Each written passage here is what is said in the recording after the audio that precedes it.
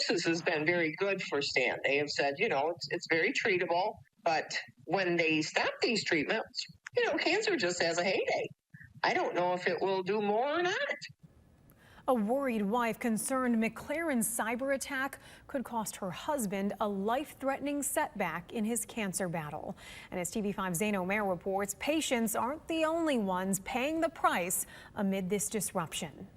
I wish I could fast forward through this, like you're going through a commercial. I don't want to watch that one and zip through it, but you can't zip through this. This is something that takes time. Unfortunately, they really interrupted what needs to be done. A criminal cyber attack creating problems for both patients and employees at McLaren Healthcare. We can't work due to this technical issue. A McLaren spokesperson initially calling the hack a disruption to their technology systems. A McLaren employee who asked to remain anonymous tells TV5 they were first made aware of issues on Monday. Nurses that are out in the field are having to do the old paper charting. We aren't able to take people outside of our hospitals. We can't get all of the information that we would need to take care of them properly. The employee says some workers were sent home to work on their own personal computers, but for those unable to log in, the employee says they were told to take PTO or not get paid. Some of us only had 40, 50 hours that would cover us for maybe a week, a little over a week.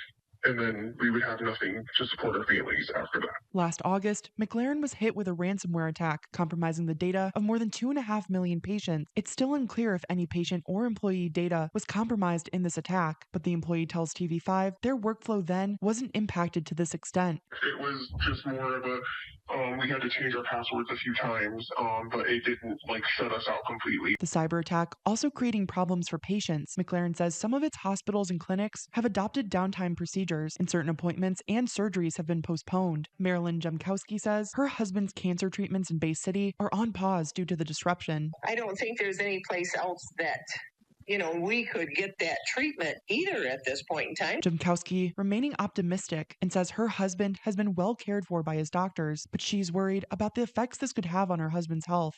I know without him, the cancer would get him for sure.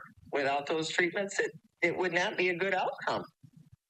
I mean, that's your hope, is these cancer treatments. McLaren says several of its information technology systems are continuing to operate as McLaren works to fix functionality everywhere. Jemkowski and the employee both say they hope operations can be restored soon. I just hope they can get this resolved quickly, because it does affect so many families, not just mine. And right now, there's still no official word on when operations will be fully restored. We'll keep you posted as we continue to learn more.